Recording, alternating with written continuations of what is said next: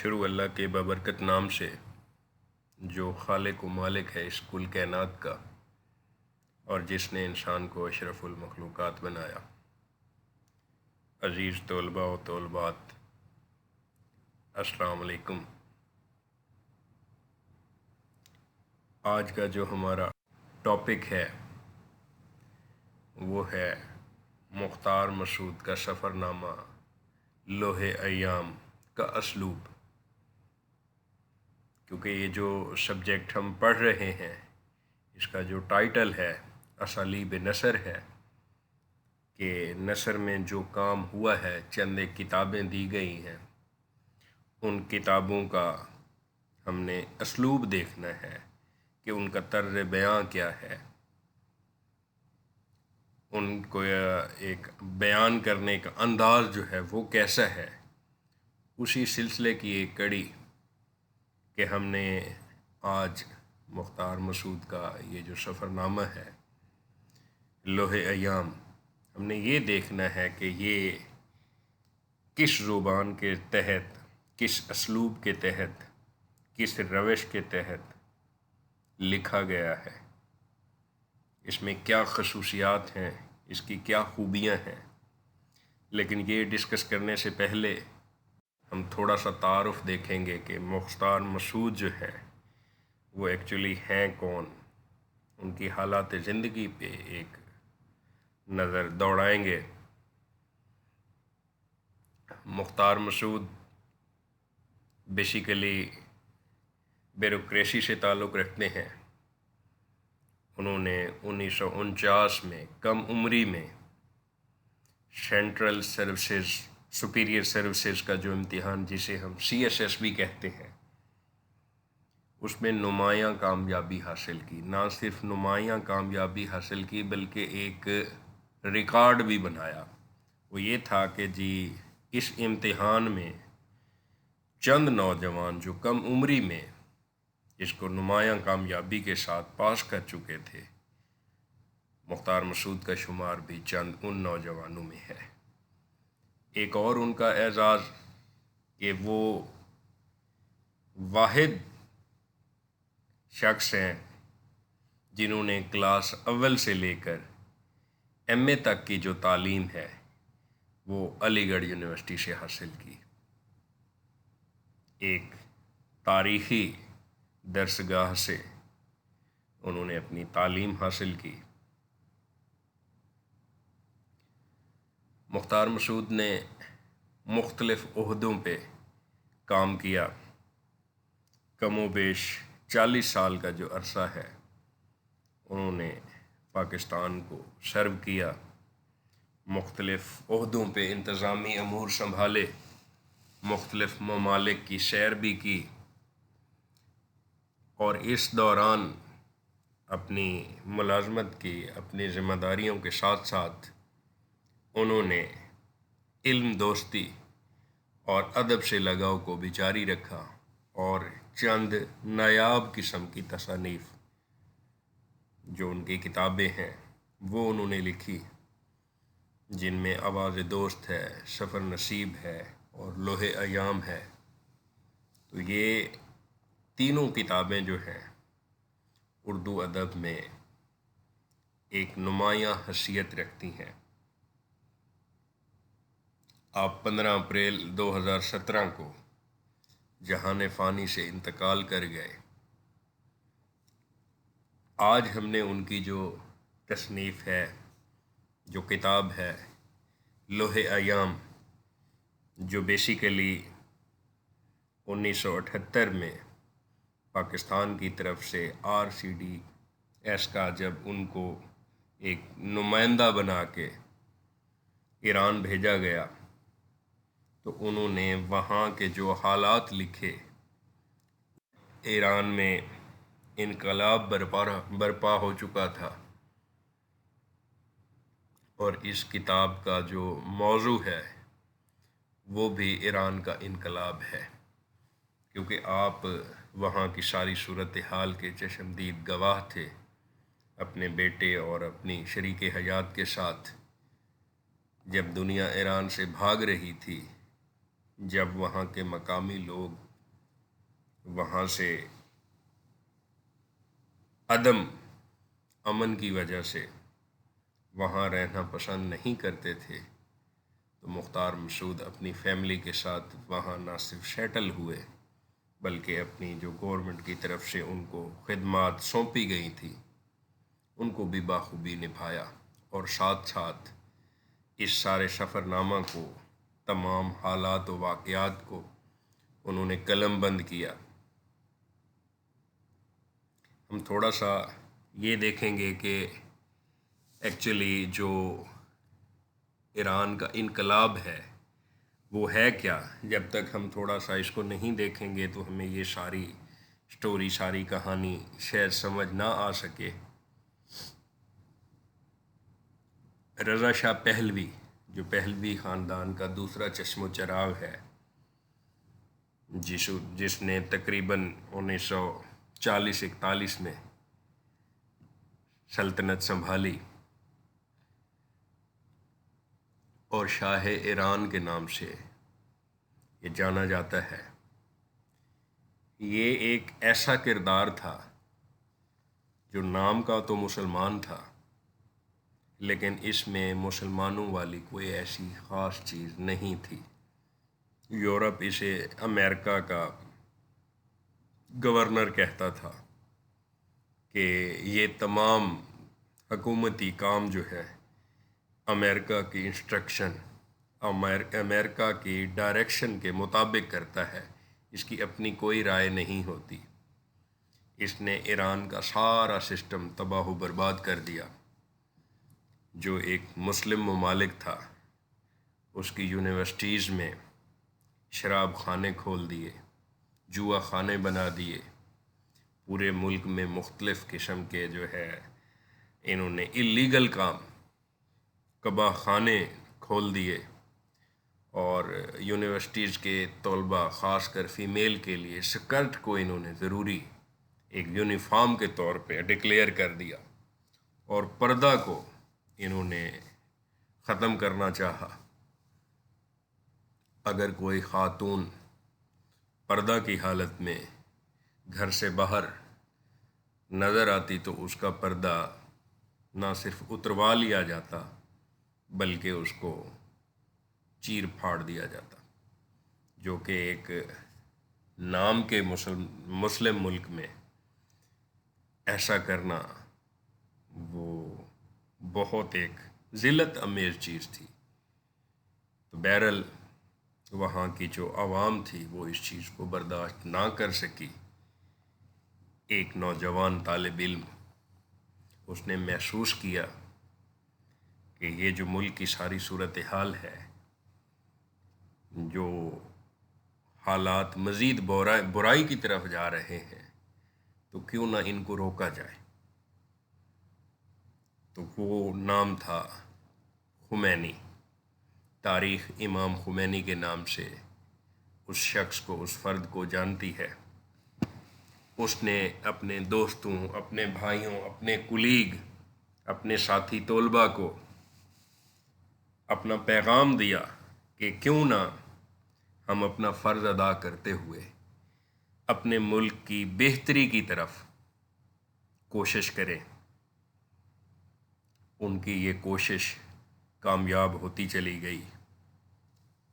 1963 میں رضا شاہ پہلوی نے یہ محسوس کیا کہ اگر امام خمینی اسی طرح کام کرتا رہا، لوگوں کی ذہن سازی کرتا رہا، تو بالآخر اسے شکست ہوگی اور لوگ بغاوت پہ اتر آئیں گے۔ اس ڈر سے رضا شاہ پہلوی نے امام خمینی کو 1963 میں ملک ایران چھوڑنے پہ مجبور کر دیا۔ اس کے بعد امام خمینی اپنی کوشش جاری رکھی۔ وہ مختلف ممالک کی طرف گئے۔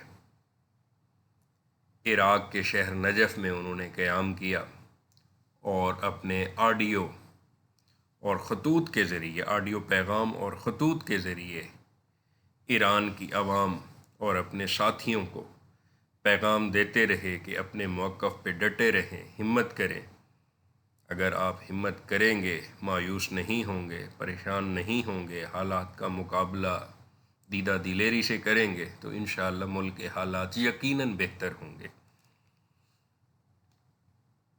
تو رضا شاہ نے جب یہ فیل کیا کہ امام خمینی کی شہرت دن بدن بڑھتی جا رہی ہے تو انہوں نے عراق حکومت سے بھی یہ ریکویسٹ کی کہ اس کو یہاں سے نکال دیا جائے۔ اس کے بعد مختلف ممالک کی طرف انہوں نے سفر کیا، کویت گئے، لیکن کویت بھی ایران حکومت کے ایک اچھے مراسم میں تھا۔ کویت نے بھی امام خمینی کو نہیں آنے دیا۔ پھر آپ فارس چلے گئے اور وہیں زیادہ عرصہ انہوں نے گزارا اور اپنے قلم سے لکھتے رہ گئے اپنے ویڈیو اور آڈیو پیغامات، اور لوگوں کو ایک اپنے اصل اور اوریجن کہ ایک سچا اور اچھا مسلمان کیسا ہوتا ہے، اس کی کیا ذمہ داریاں ہوتی ہیں، رضائے الہی اور خدا کے دین کے مطابق اگر زندگی گزارنی ہو تو اس میں اس طرح کا جو ماحول ہے وہ کسی صورت قابل قبول نہیں ہے، لہٰذا اس سسٹم کو، اس ماحول کو توڑنا ہوگا۔ تو بالآخر 1978 میں ایران کی عوام نے بغاوت کا اعلان کر دیا اور رضا شاہ پہلوی جو کم و بیش 40 سال کا عرصہ حکومت کر چکا تھا، اس کو ملک چھوڑنا پڑا۔ جب اس نے ملک چھوڑنے کی کوشش کی، اس کا ایک محفوظ در جو تھا وہ کہ میں امریکہ کی طرف لوٹ جاؤں گا، لیکن امریکہ نے بھی اسے خوب استعمال کیا، لیکن استعمال کے بعد اپنی طرف اسے کسی صورت نہیں آنے دیا، بلکہ وہ در بدر ہو کے ایک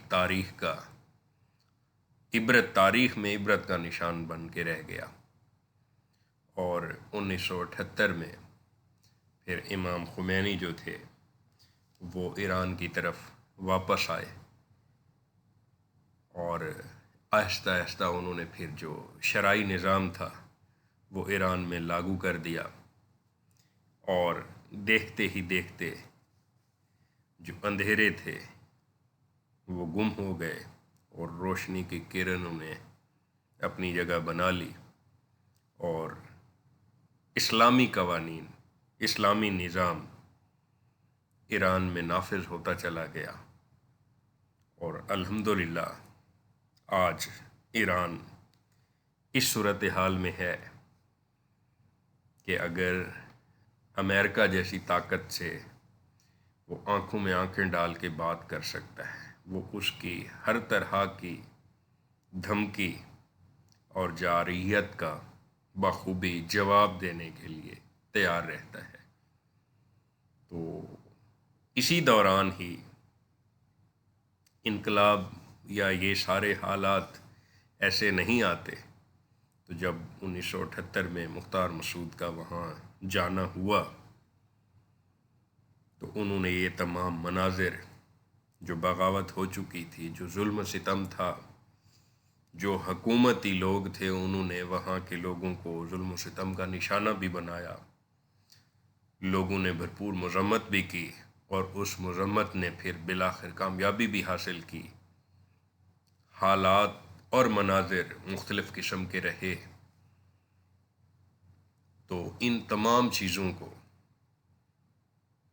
جو 4 سال کے عرصہ میں مختار مسعود نے دیکھیں، 1978 سے 1982 تک ایران میں قیام پذیر رہے، انہوں نے قلم بند کیا اس کو، اور یہ جو لوح ایام کی نام سے ایک کتاب ہے یہ 1996 میں شائع ہوئی، اور آج کے ہم نے اس لیکچر میں اس کا اسلوب چیک کرنا ہے۔ لوح ایام کے اسلوب کی خصوصیات کو اگر ہم دیکھیں تو اس کتاب کو جو اس کا آغاز ہے وہ قرآن مجید کی اس آیت سے ہے جس کا ترجمہ اور اللہ کسی قوم کے ساتھ اپنا معاملہ اس وقت تک نہیں بدلتا جب تک وہ خود اپنی روش میں تبدیلی نہ کرے. جب تک اپنے زور بازوں سے قومیں کچھ کرنے کی نہیں ٹھان لیتی تب تک چیزیں بہتر نہیں ہوتی.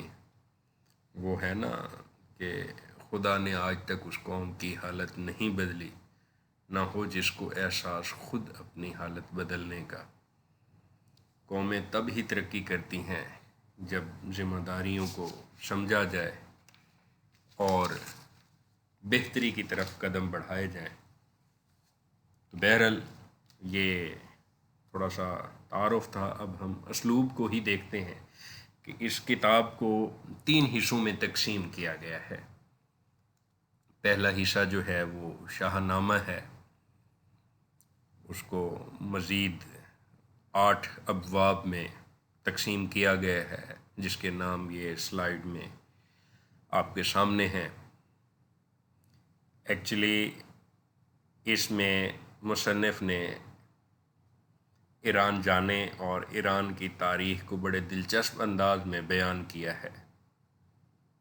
سائرس جو کہ بادشاہ تھا اور رضا شاہ پہلوی اس سلطنت کا آخری بادشاہ تھا، یہ کم و بیش 2500 سال کی جو حکومت ہے کیسے ختم ہوئی، اور اس کا جو آخری یہ شاہ رفت اللہ اکبر ہے، اس میں کہ جی جب 1978 میں ایران میں بغاوت ہوئی اور 1979 میں رضا شاہ کو ایران چھوڑنا پڑا، تو اس کا امام خمینی کو جب پتہ چلا تو اس کا رد عمل یہی تھا اللہ اکبر کہ بالآخر وہ ہو گیا جس کی کوشش کر رہے تھے، جس کی ہم سٹرگل کر رہے تھے. تو یہ جو پہلا حصہ شاہ نامہ ہے، مارگلا سے البرز تک ایک تھا بادشاہ، خانہ بدوش، جستجو اور گفتگو، بات بس سے نکل چلی، بزم آرائی اور ہنگامہ آرائی، نئے نام پرانی تصویریں، شاہ رفت اللہ اکبر. یہ اس پہلا حصہ جو ہے شاہ نامہ، اس کی ابواب ہیں. دوسرا حصہ جو ہے وہ آمد نامہ، اس کو بھی 4 ابواب میں تقسیم کیا گیا ہے: باز گشت، خانہ جنگی، خوف و خون، فرد جرم. اور اس کا جو تیسرا حصہ ہے وہ منظر نامہ کے نام سے ہے. اس کو 5 ابواب میں تقسیم کیا گیا ہے: فنکار، الفاظ، افکار، اشعار اور آخرکار. آمد نامہ میں ایران کی تاریخ کا نیا باب شروع جب ہوا انقلاب کے بعد، اس نے جو امام خمینی ایران کی طرف آئے ان کو ویلکم کیا گیا. حالات بدلنے کا جو سلسلہ شروع ہوا اس کو بیان کیا گیا ہے. اور جو اس کا تیسرا حصہ ہے اس میں جو منظر نامہ ہے وہاں کے حالات، وہاں کی تبدیلیوں، جب برائی ختم ہو گئی، اچھائی نے جنم لینا شروع کیا، چیزوں نے کس طرح پرانی چیزوں کی جگہ لی، یہ سارے اس میں شامل ہیں. تو ہمارا جو ہم نے دیکھنا ہے کہ اس کتاب کا جس کا ہم نے ایک انالیسس لیا ہے کہ اس کا اسلوب کیسا ہے، اس میں یہ مختلف ہیڈنگز کی صورت میں آپ کے سامنے سلائیڈ موجود ہے. لفظیات کا چناؤ، صاف ظاہر ہے کوئی بھی کتاب ہے، اسلوب ایکچولی ہے بھی یہی کہ آپ نے اپنا طرز تحریر اور طرز بیان کیا رکھنا ہے. وہاں جو ہے الفاظ کا چناؤ جو ہے نا، لفظیات کا چناؤ جو ہے وہ اچھا ہونا چاہیے، سمجھ آنے والا ہو، جملوں کی خوبصورتی ہو، خوبصورتی انداز سے جو ہے نا وہ ایک دوسرے کے ساتھ جڑے ہوئے ہوں، مختلف قسم کی کہانیاں، واقعات صاحب زیر جو مختار مسعود نے انقلاب ایران کی صورت میں دیکھے، ان کو انتہائی خوبصورت انداز سے اور ایسی ایک پکچر سامنے رکھی ہے کہ جو پڑھنے والا ہے وہ محسوس کرتا ہے کہ وہ انہی مناظر میں بیٹھا ہے، وہ انہی چیزوں کو دیکھ رہا ہے۔ ایک یہ چوتھے نمبر پہ ایک لفظ یوز ہو رہا ہے، فلیش بیک۔ یہ ایکچولی کیا ہے؟ یہ ایک اصطلاح ہے دور حاضر میں رہتے ہوئے پرانی چیزوں کو بیان کرنا، خوبصورتی سے، اپنے تخیل سے ان چیزوں کو سامنے لانا، ان کی تصویر، ان کی منظر کشی کرنا۔ تو اس میں مختار مسعود نے نہایت خوبصورتی سے فلیش بیک کا بھی استعمال کیا ہے، جیسے کہ بات ہے 2500 سال کی، 2500 سال پرانے جا رہے ہیں، پھر ہے کہ جی میں نہیں دیکھ سکا، دیکھ بھی کیسے سکتا، میں تو وہاں موجود ہی نہیں تھا۔ تو مطلب ایک ماضی کے حصے کو وہ شامل کر رہے ہیں، جزیات نگاری کی چھوٹی چھوٹی چیزوں کو بھی، چھوٹے چھوٹے واقعات کو بھی خوبصورت انداز سے انہوں نے بیان کیا ہے۔ عنوانات اور انتخاب جو 3 حصے بیان انہوں نے کیے ہیں، شاہ نامہ، آمد نامہ، منظر نامہ، پھر اس میں مختلف جو ابواب ہیں ان کے عنوان بڑے اچھے سلیکٹ کیے ہیں۔ لفظی کفایت شعری، مطلب جیسے کہتے ہیں نا کہ سمندر کو، دریا کو کوزے میں بند کرنا، تو مختار مسعود نے اس کتاب میں لفظی کفایت شعری سے بھی کام لیا ہے کہ انہوں نے مختصر لفظوں میں ساری چیزوں کو بیان کرنا۔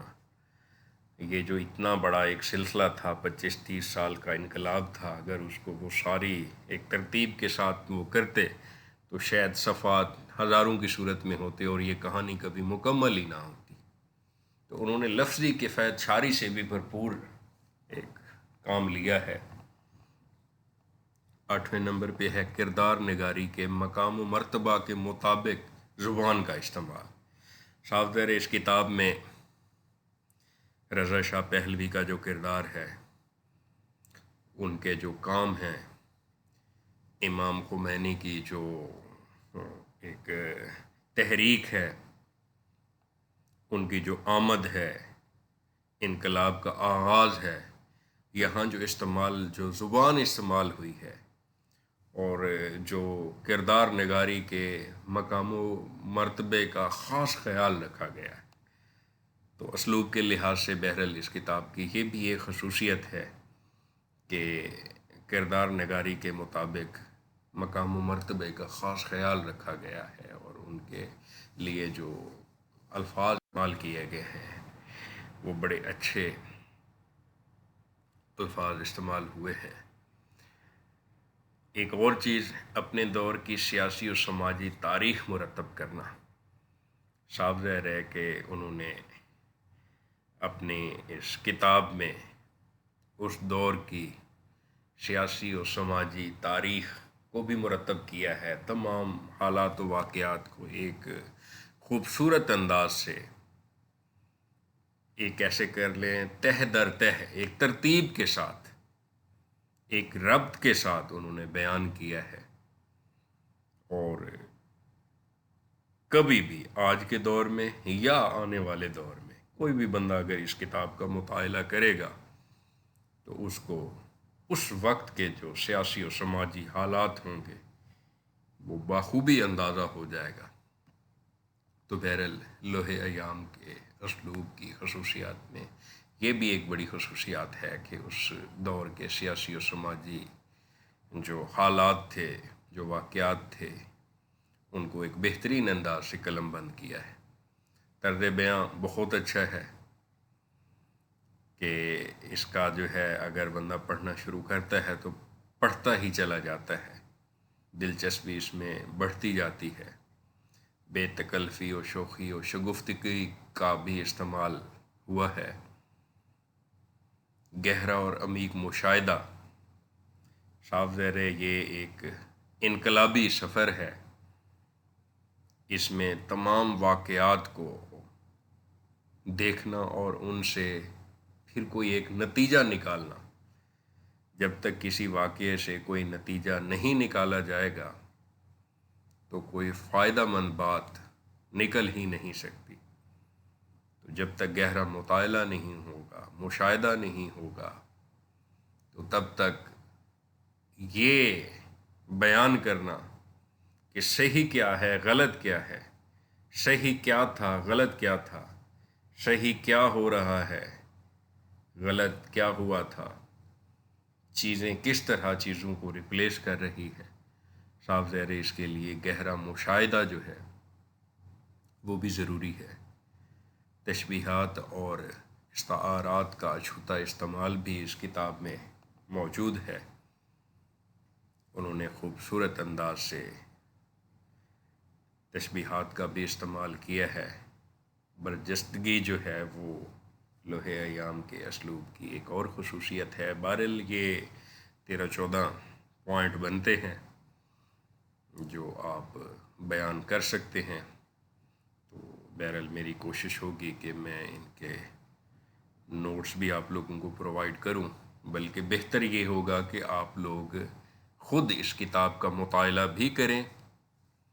بڑی دلچسپ کتاب ہے، تاریخ کا بھی آپ کو پتہ چلے گا، ایرانی انقلاب کا بھی آپ کو پتہ چلے گا، قومیں کیسے ترقی کرتی ہیں یہ بھی پتہ چلے گا، اور کچھ امپاسبل کام، ناممکن کام جو نظر آ رہے ہوتے ہیں وہ کیسے ممکن ہوتے ہیں یہ بھی آپ اس کتاب سے سیکھیں گے، سمجھیں گے۔ تو بہرحال آپ اس کے نوٹس خود تیار کریں تو وہ زیادہ بہتر ہوگا۔ نیکسٹ لیکچر میں انشاءاللہ ملاقات ہوگی، تب تک کے لیے اللہ حافظ۔